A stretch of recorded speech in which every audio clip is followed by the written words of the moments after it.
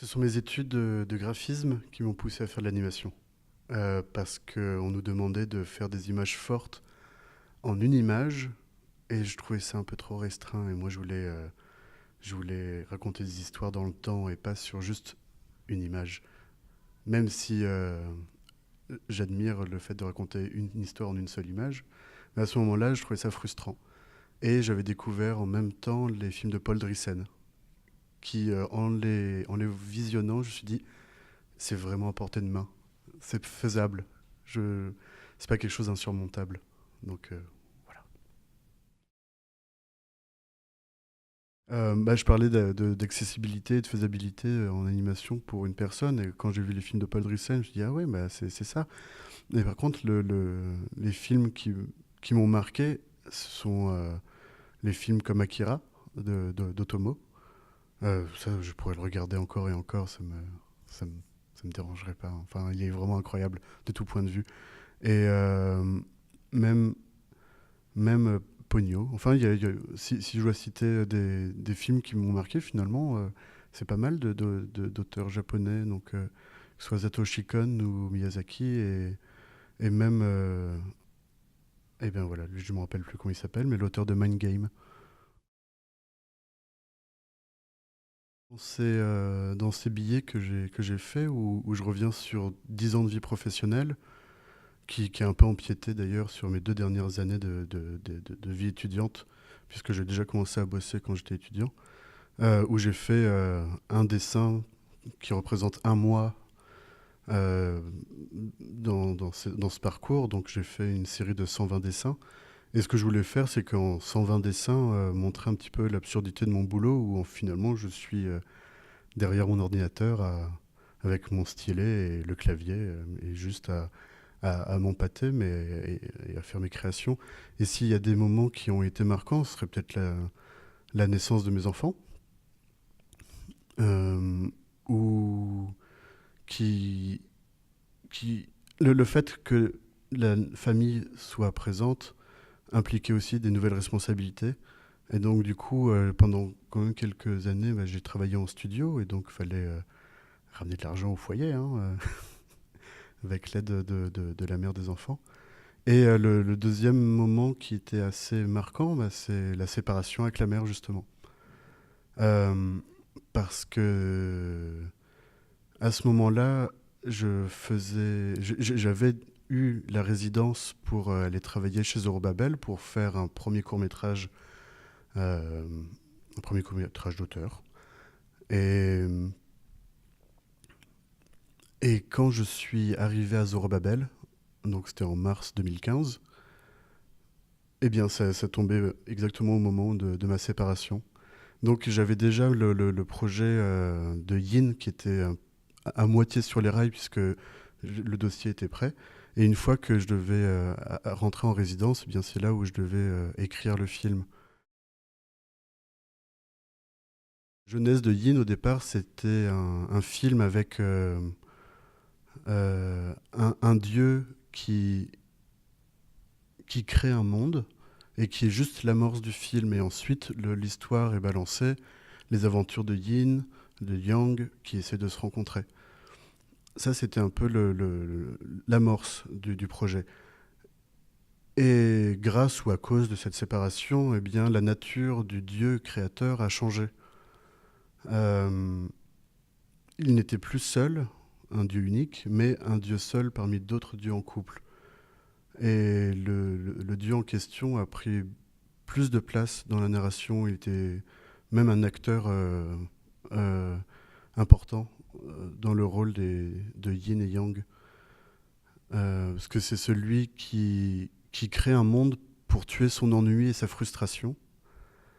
Et il se crée un petit monde sur lequel il va placer les deux personnages, qui sont incarnés par Yin et Yang, les deux opposés complémentaires. Et, et il va jouer avec eux comme un enfant jouerait avec une fourmilière. C'est un dieu cruel, quoi. Parce que je pense que c'est quelque chose qui, qui est en moi. C'est pas quelque chose que je vais aller chercher, mais c'est peut-être quelque chose qui fait partie de ma culture personnelle, par rapport à mes origines effectivement familiales. Mon nom est Fong, hein, c'est chinois. Et, mais je m'intéresse quand même à différentes histoires, à différentes mythologies, et je prends les, les religions comme des mythologies. D'ailleurs, les religions scandinaves avec des dieux comme Thor et Odin et tout ça m'ont dit que maintenant ce sont des mythologies. À quel moment on va dire que le catholicisme est une mythologie aussi, enfin, donc pour moi tout ça ce sont des histoires, des contes, et, je ne les pratique pas, hein, mais je ne les refuse pas non plus. Je les prends parce que c'est des choses qui m'intéressent. Et je prends à droite à gauche, je les prends, je les mélange et je fais un melting pot avec tout ça. Donc mon film Yin et Yang, qui s'appelle juste Yin d'ailleurs, euh, c'est empreint de pas mal de religions d'Extrême-Orient, mais Yin et Yang, c'est un peu des Adam et Ève aussi.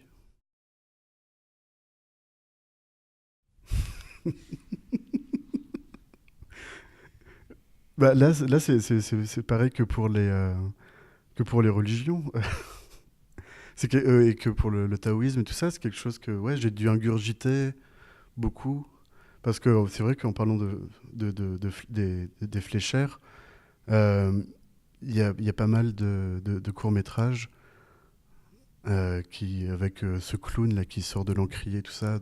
Donc il y a toujours cette idée du dieu créateur qui vient créer son truc et puis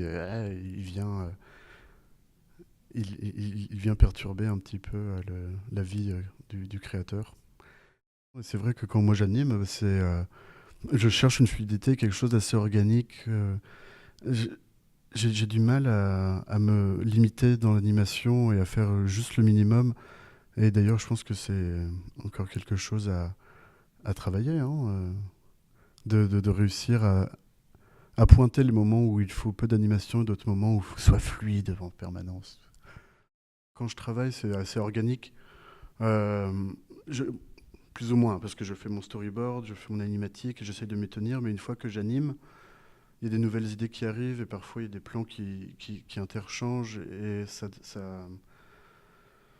euh, ça bouge, c'est vivant. Et des fois, je fais juste l'animation et en mode un peu automatique et je suis juste là. Ah, voilà, c'est pas non plus hyper fun. Mais il y a une fois où je me suis retrouvé à travailler alors que j'avais dormi peut-être une heure ou pas beaucoup et j'étais dans un état d'extrême fatigue.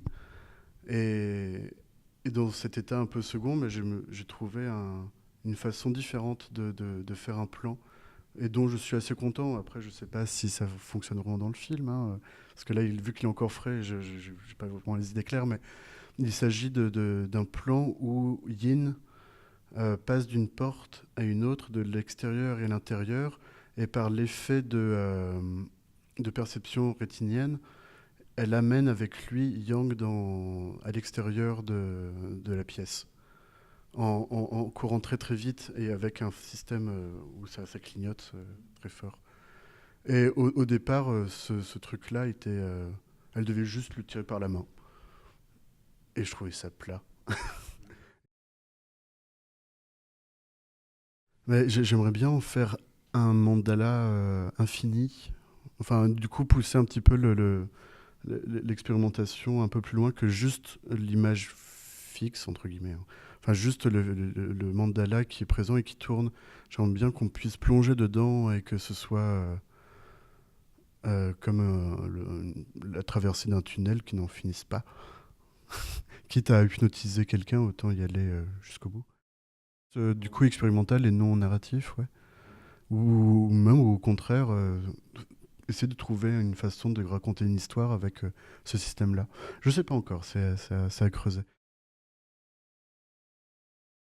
Mais ceci dit, c'est vrai que j'ai un projet qui est dans un tiroir que j'aimerais bien le mener à bien. Et d'ailleurs, c'est de ce projet-là qui date d'il y a peut-être plusieurs années, grâce à ce projet-là, où j'ai commencé à m'intéresser justement au monde. Pardon. J'ai me suis intéressé au mandala animé. C'est parce que j'avais aussi une histoire de sens de la vie avec des personnages qui rencontrent diverses divinités. Et pour chaque divinité, je voulais qu'ils aient des auréoles animées derrière eux, comme ces assiettes qu'on voit sur certaines icônes, les sortes de gros plateaux dorés derrière les saints ou les dieux. Et je voulais animer ce genre de choses. Et en les animant et en faisant quelques recherches, bah, naturellement, je me suis tourné vers les phénakistiscopes.